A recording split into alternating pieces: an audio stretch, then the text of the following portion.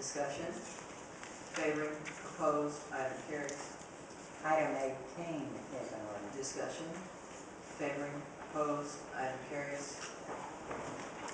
Item 19 is an ordinance. Discussion. Councilmember Christie. Just on all three of these, 17, 18, and 19, I just hope that these ordinances will be enforced. Otherwise, they won't have any teeth in them. Yes, sir. Further discussion? Moving to a vote. Favoring, opposed, items carried. Okay, that completes the items on the consent agenda under the matter held. Item 27 is an ordinance. Discussion. Councilmember Sullivan.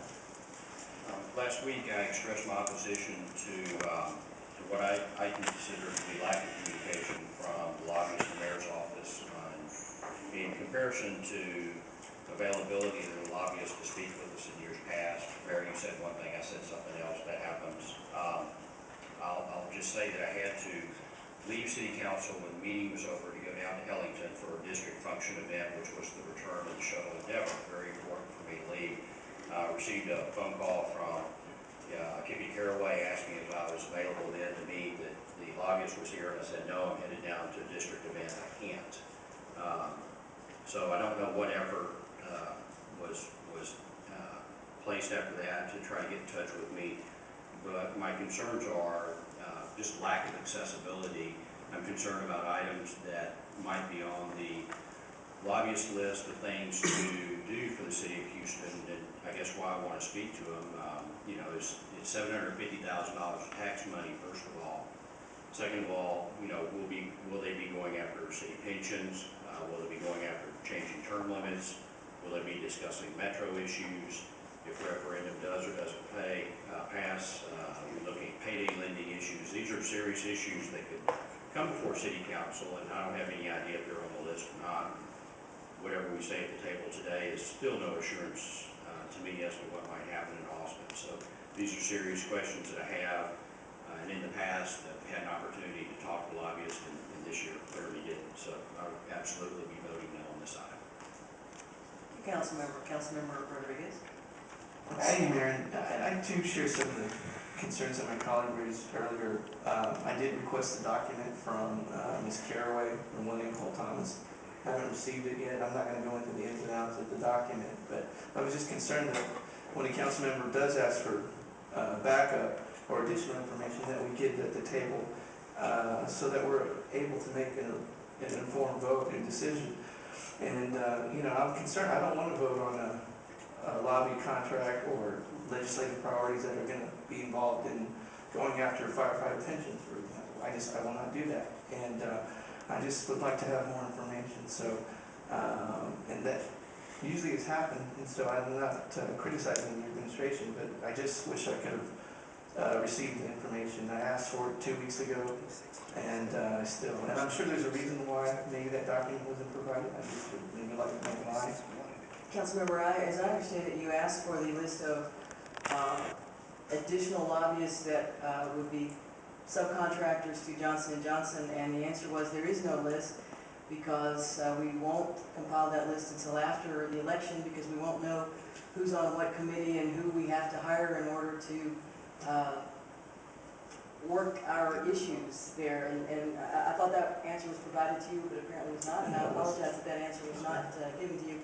And in addition, there is no legislative agenda as such. The legislative principles, which we always pass, is going to be coming to council next week, and you will be provided that with the agenda back up on Friday. Thank you.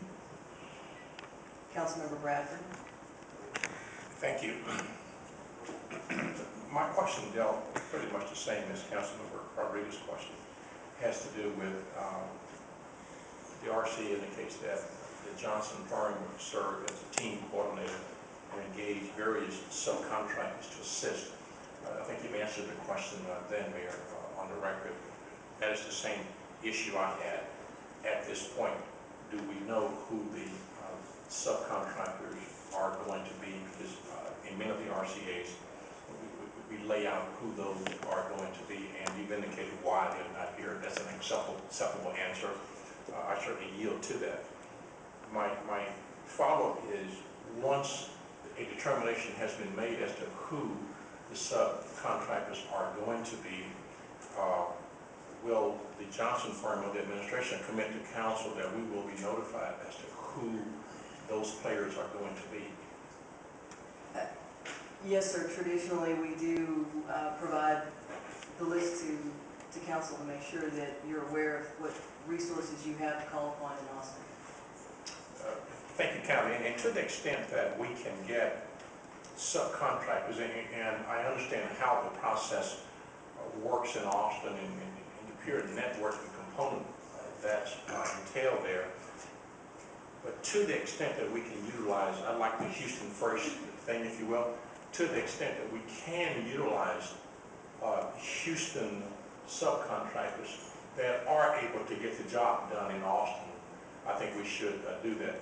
Having said that, I understand that it's not geography first, it's network capacity and ability first. So if we don't have that in place, I understand it, but to the extent we have that, I'd like to make sure that we use our local team and people to the extent that we can as subs. Thank you, Councilman. Councilmember Christie. These are very good questions on both sides. As far as the subs, I'd also like to know, and also about pension deals. But Ms. Cohen and I sat on the committee with Ms. Caraway and all the requests for legislative changes, and a lot of them were fees that haven't been raised in 5 or 6 years, that it doesn't even pay for the cost of our efforts. So a lot of the legislative suggestions are good. And probably a year ago, I would say $375,000 a year paying for lobbyists is a lot of money that maybe some of us could lobby. But on the other hand, I read articles in Washington, D.C. that it shows the investment of this company and the result of the revenues that they receive from it, and it's astronomical. So I'm thinking that $375,000 for 1 year, we probably get back very favorable responses if we have a good lobbying group. And Johnson & Johnson has a great reputation. Maybe this is one that should maybe would it hurt to delay it a week to have these questions answered? They're very. The questions are going to be answered in a week, sir. This is based on the November elections, and then subsequently the selection of committees. Okay. And Councilmember Christie, you raised an excellent point. There is I asked a working group of council members to assemble to help sort through the various departmental requests for activities in Austin. Councilmember Noriega, Councilmember Cohen, Councilmember Christie, Councilmember Green. Is there another one and Mayor Pro Tem Gonzalez have been meeting to winnow those down, and I appreciate those council members working on those. And again, the legislative principles will be coming forward next week.